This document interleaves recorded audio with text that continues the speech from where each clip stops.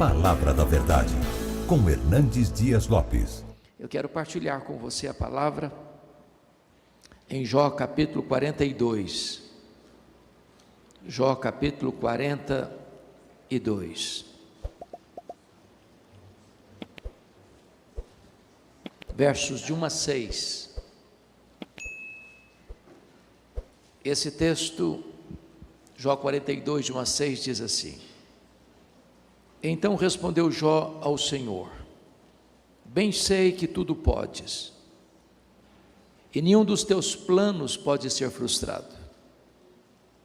Quem é aquele, como disseste, que sem conhecimento encobre o conselho?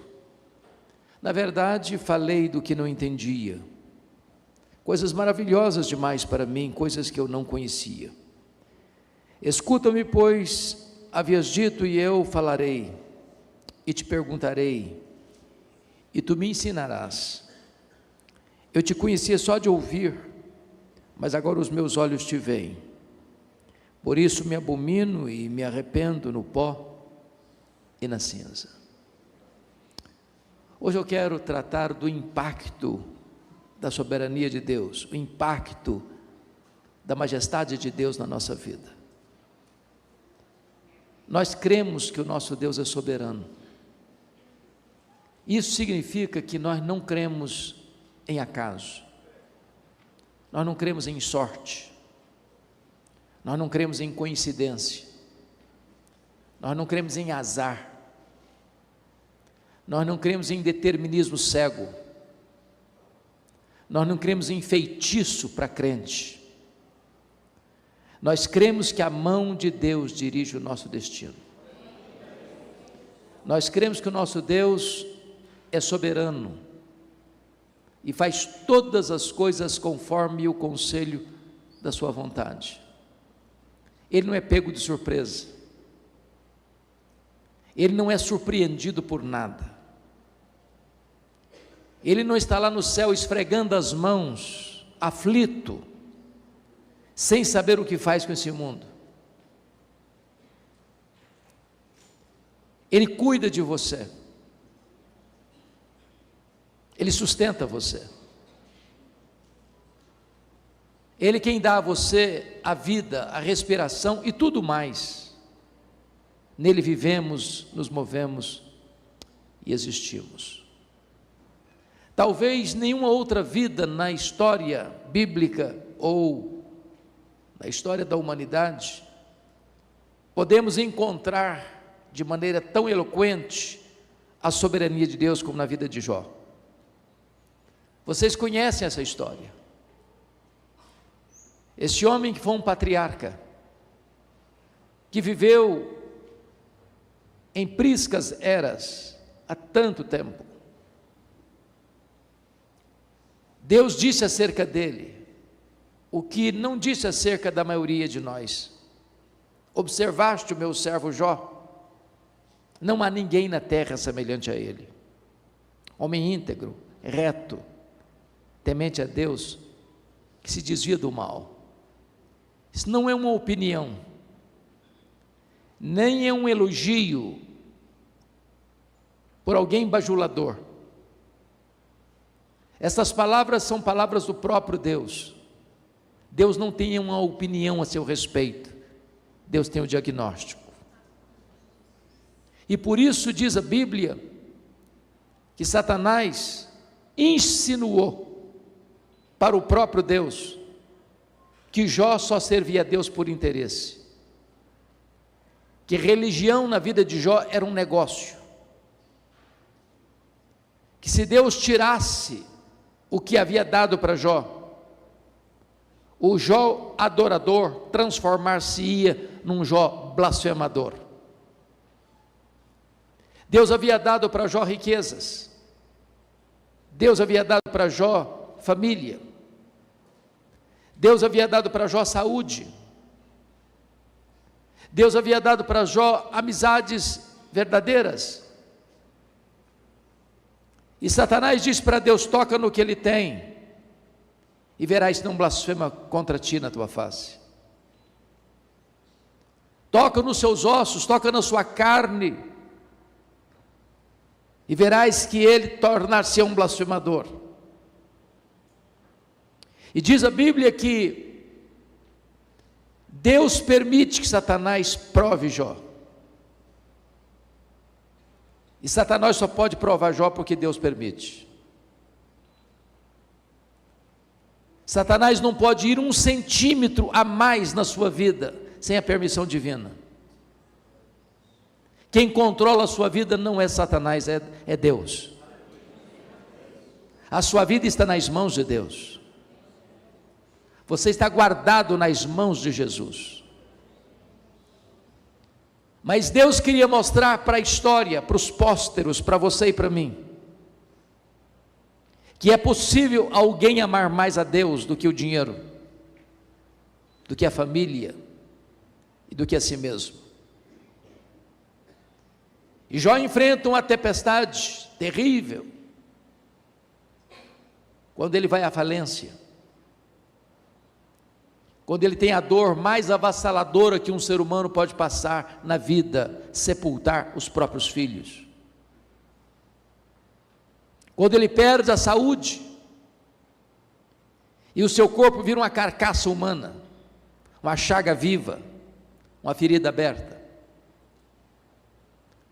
Quando o seu casamento, nas agruras mais profundas da alma, entra em rota de colisão, e a sua mulher ordena-o amaldiçoar a Deus e morrer. Quando ele lida com a incompreensão dos seus amigos, que assacam contra ele pesados libelos acusatórios, e esse homem vai para o fundo do poço. Esse homem perde tudo: bens, saúde, enterra os filhos, enfrenta uma crise no casamento e a acusação dos seus amigos.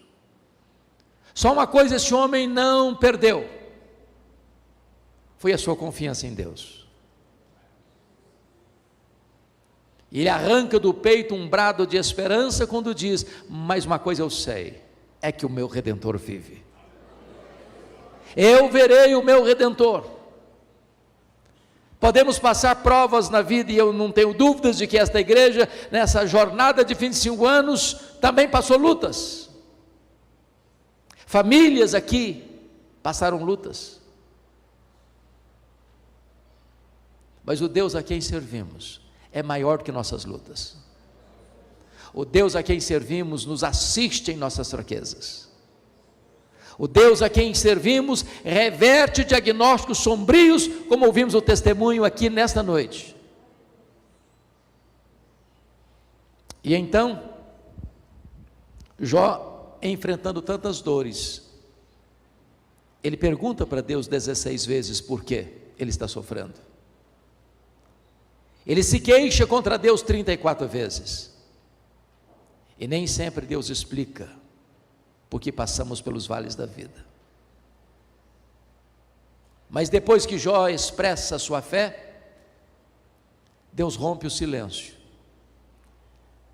E Deus derrama sobre Jó, em torrentes caudalosas, a sua grandeza, a sua majestade, o seu poder, o seu controle do universo, o seu plano eterno, fazendo para Jó 70 perguntas retóricas, nos capítulos 38, 39, 40 e 41.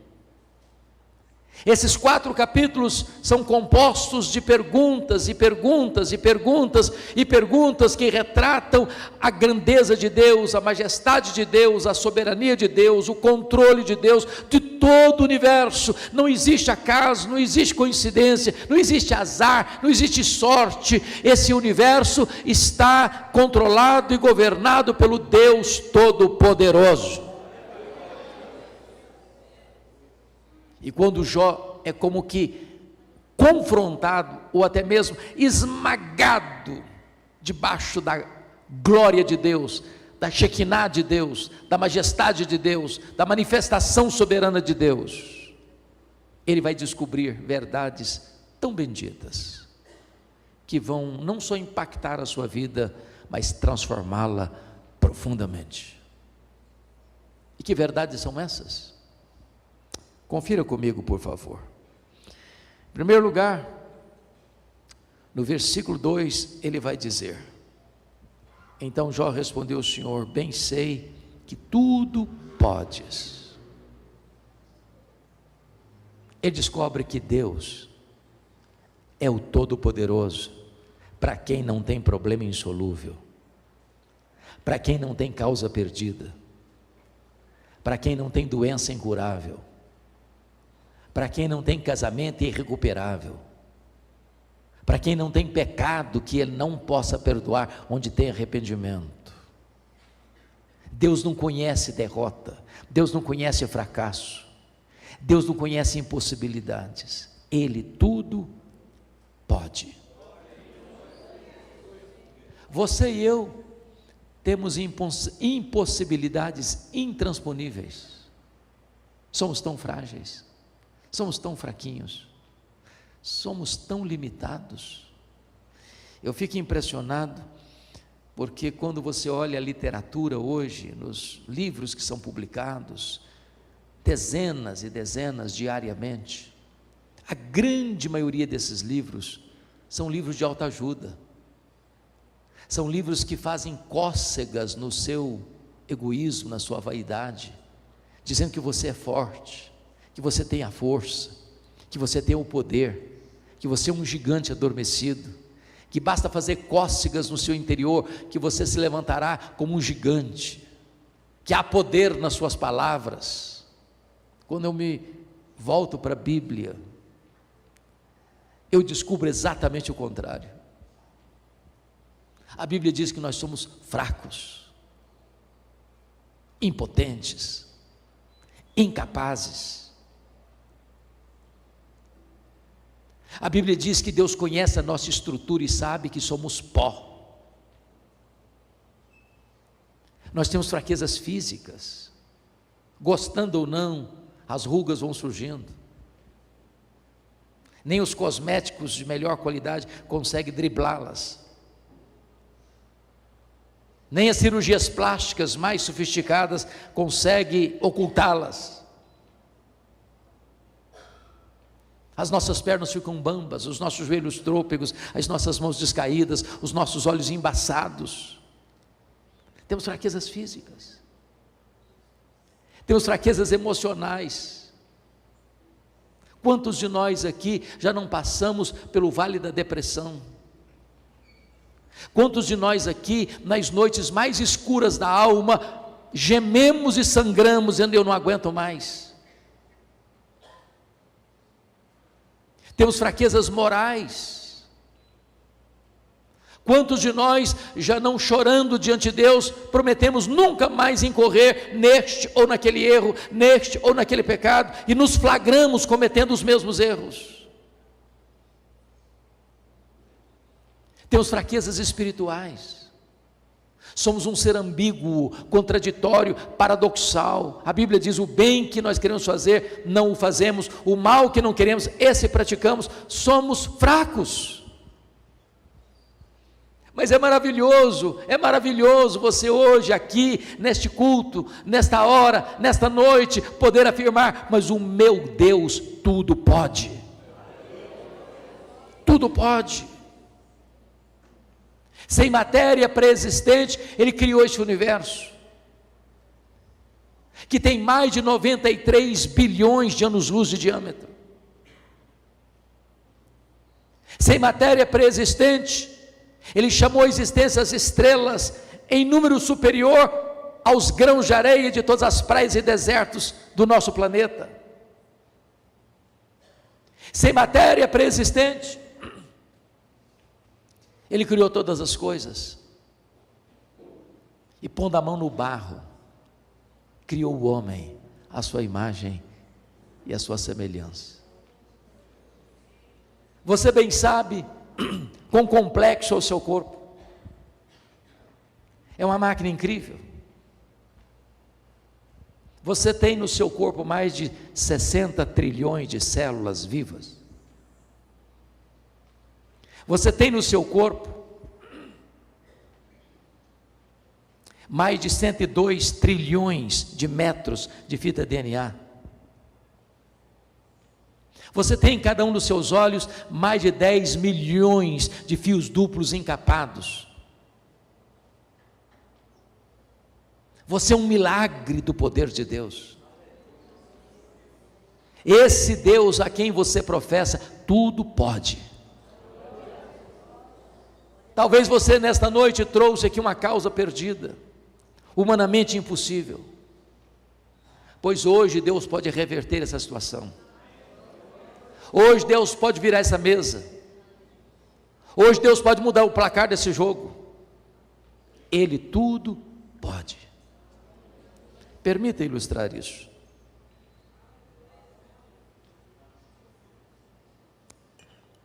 Um pai caminhava com seu filho pequeno pelas ruas da cidade, quando o filho lhe faz uma pergunta. Até parece que as crianças fizeram um curso de pós-doutorado em perguntas difíceis. O menino pergunta para o pai assim: papai, qual é o tamanho de Deus? O pai engasgou porque não tinha uma resposta pronta para um menino de 4 anos. Continuou caminhando pensativo, quando de repente ele escuta os roncos das turbinas de um avião supersônico, lá nas alturas, e disse: filho, olha para cima, você está vendo aquele avião? O menino respondeu: sim, eu estou vendo. E o pai perguntou: qual é o tamanho daquele avião, meu filho? O menino respondeu: pequeno, muito pequeno, estava muito longe. O pai pegou o menino, levou-o ao aeroporto, tinha um jumbão de mais de 400 passageiros no pátio. O pai encostou bem perto e disse: está vendo esse avião, filho? Estou vendo, papai. Qual é o tamanho desse avião, meu filho? O menino respondeu: este é muito grande. E o pai disse: meu filho, Deus é do mesmo jeito. Quando você está longe de Deus, meu filho, Deus parece pequeno para você. Mas quando você está pertinho de Deus, meu filho, então Deus é grande para você.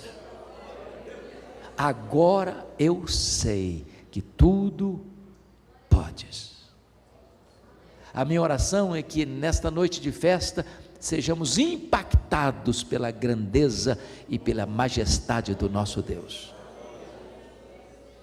A segunda coisa que Jó vai descobrir está no versículo 2 ainda, quando ele diz assim: e nenhum dos teus planos pode ser frustrado. Isso é tão consolador. Deixa eu dizer para você, Deus não usa rascunho nos seus planos. Deus não lança mão de um plano B, porque o plano A fracassou. Deus não erra. Deus não se surpreende. Você não é um acidente de percurso na história da vida. Ainda que seus pais não tenham planejado você, Deus planejou.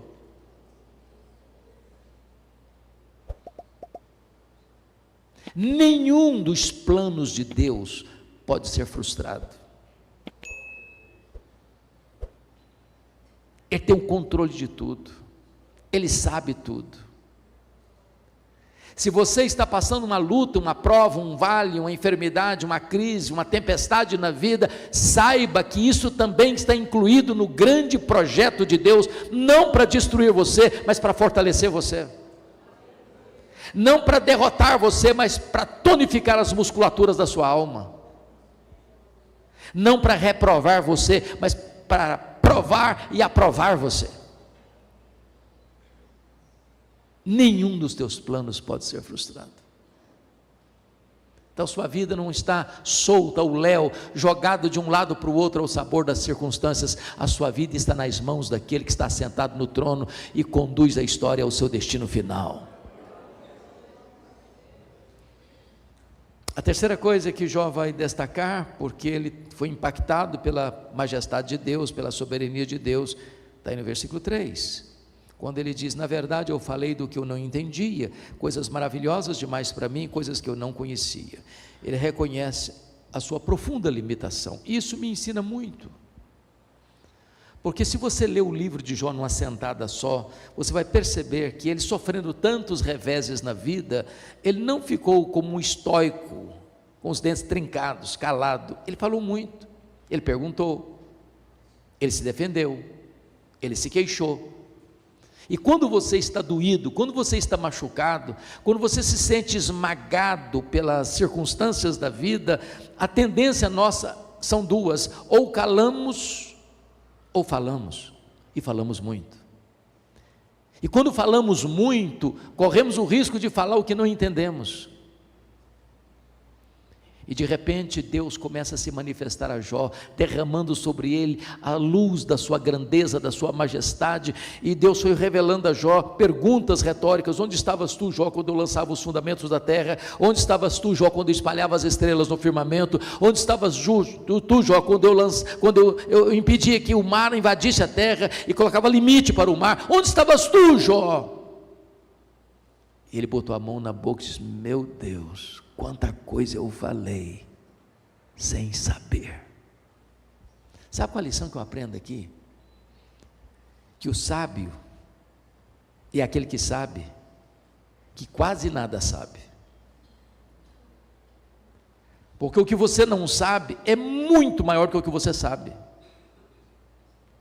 Então, quando você encontra uma pessoa muito sabichona, que fica arrotando o conhecimento, você está perto de uma pessoa que não sabe quase nada, que quem sabe não faz propaganda,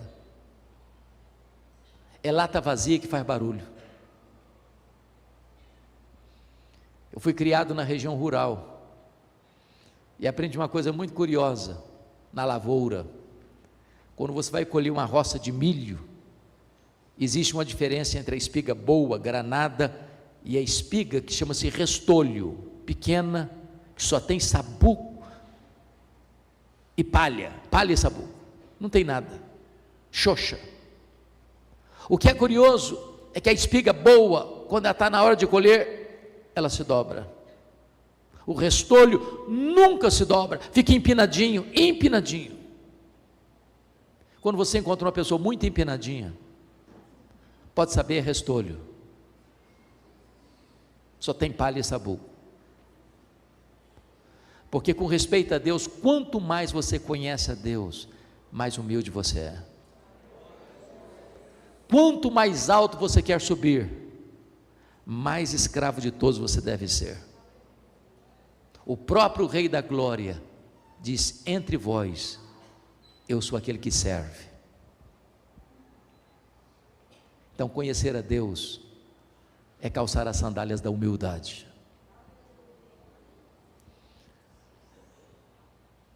A quarta coisa que esse homem descobre, que marca a vida dele para sempre, está no versículo de número 5, quando ele diz: eu te conhecia só de ouvir, mas agora os meus olhos te veem. E eu acho, a princípio, essa afirmação contraditória com a declaração de Deus acerca dele.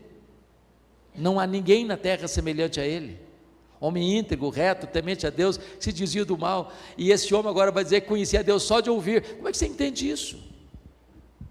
E aqui está, irmãos, para mim, a essência da própria salvação, da própria vida eterna.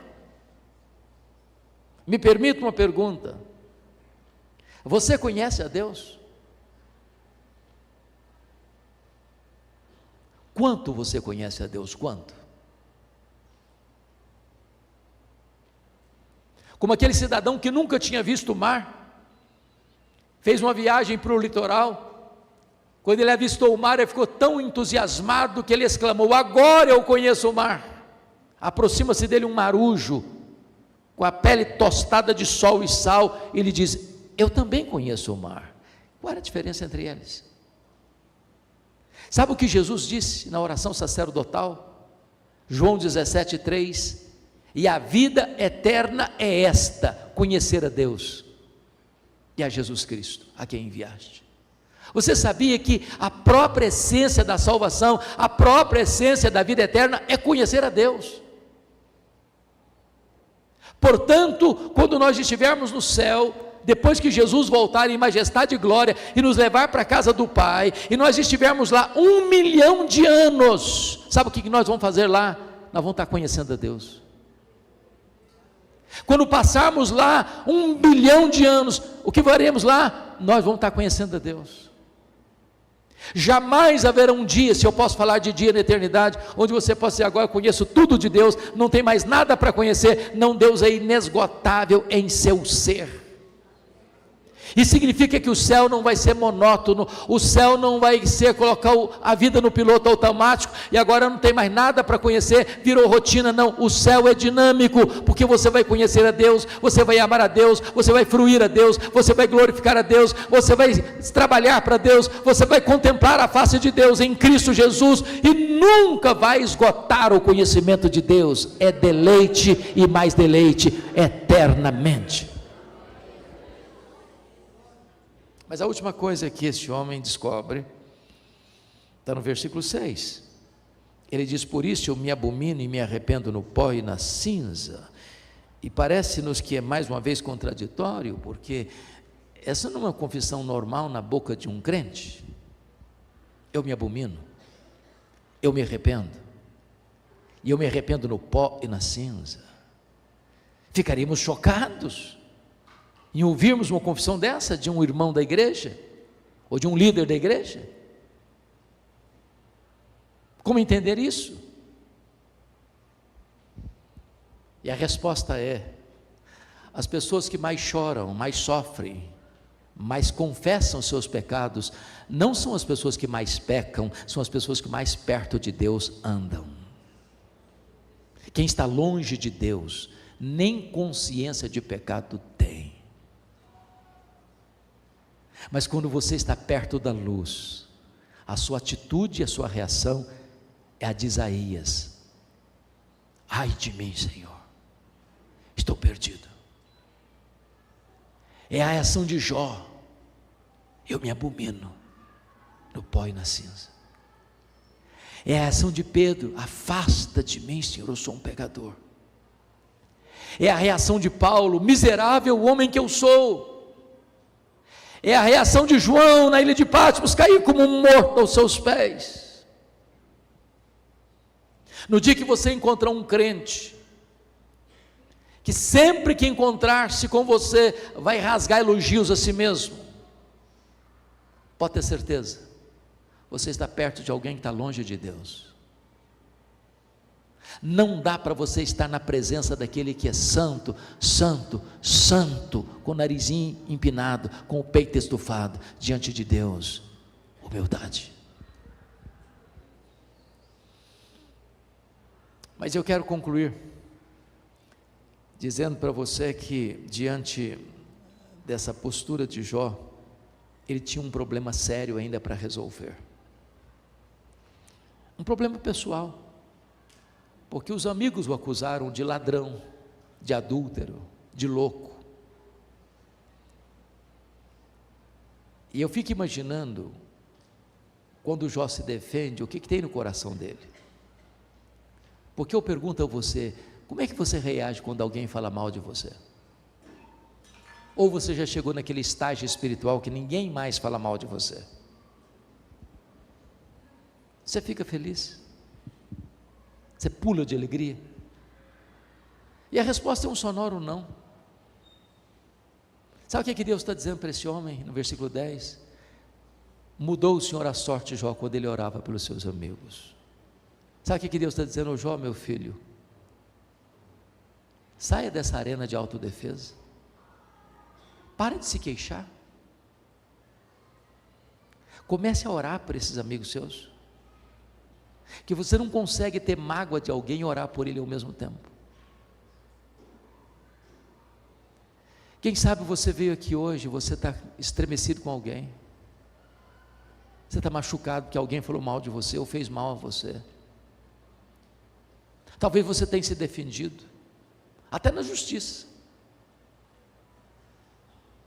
E Deus está dizendo para você nesta noite: entre na brecha da intercessão. Ore por essas pessoas. E quando você ora por alguém, Deus vai mudar a sua própria vida. É você que Deus vai tratar. E este Deus que é soberano, que tem o controle do universo nas mãos, é também o Deus da restauração e da restituição. Porque as 5 áreas que Satanás tentou destruir na vida dele, Deus restaurou todas elas. Primeiro, Deus restaurou a saúde. Versículo 16 diz que Deus deu para Jó mais 140 anos. Como ouvimos aqui hoje, a última palavra não é da ciência. A última palavra não é da medicina. O Deus a quem servimos não é apenas o Deus El Shaddai, é também o Senhor Jeová Rafá. Ele é o Deus que cura. Ele é o Deus que cura. Segundo lugar, diz a Bíblia que Deus restaura, versículo 10, versículo 12, Deus restaura os bens de Jó, as riquezas de Jó, e ele passa a ser duplamente mais rico do que era. Eu quero dizer para você nesta noite que Deus é o Deus da restituição, Deus é o Deus que pode devolver aquilo que você perdeu nos seus negócios, Deus é o Deus que pode reerguer a sua empresa, Deus é o Deus que pode devolver a você aquilo que financeiramente você sofreu prejuízo, Deus é o Deus da restituição. Mas em terceiro lugar, Deus restaurou os amigos de Jó, versículos 7 e 8.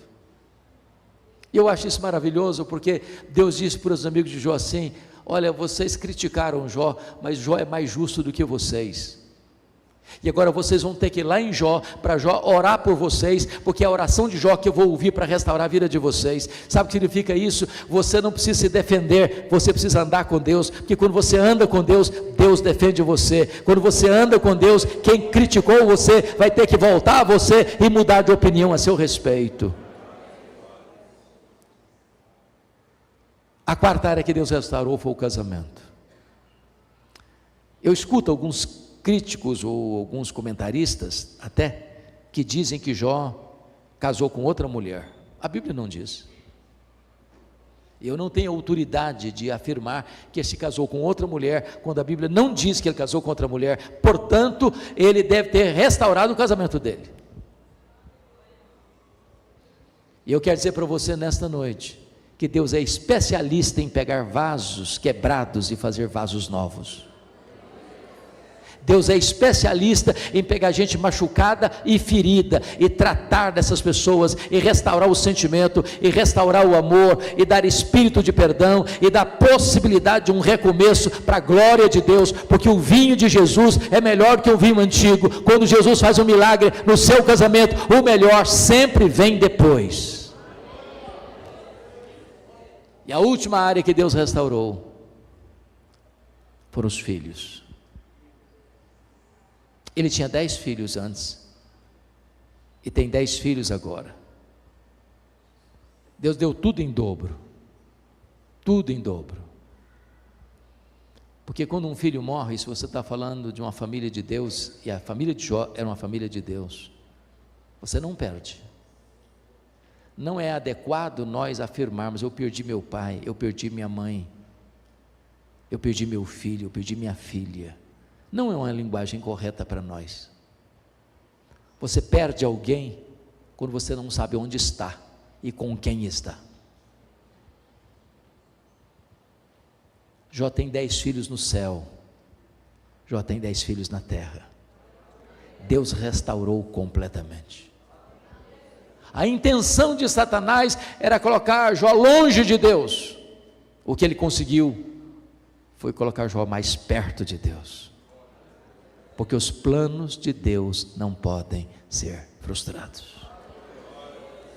Deus trouxe a El Shaddai até aqui, foram 25 anos. O mesmo Deus conduzirá essa igreja até que Jesus volte. E a nossa oração é que o melhor daquilo que El Shaddai já viveu até hoje sejam medidas mínimas do que Deus vai fazer nesta igreja, por esta igreja e através desta igreja daqui para frente. Parabéns, El Shaddai. Deus abençoe profundamente a todos vocês.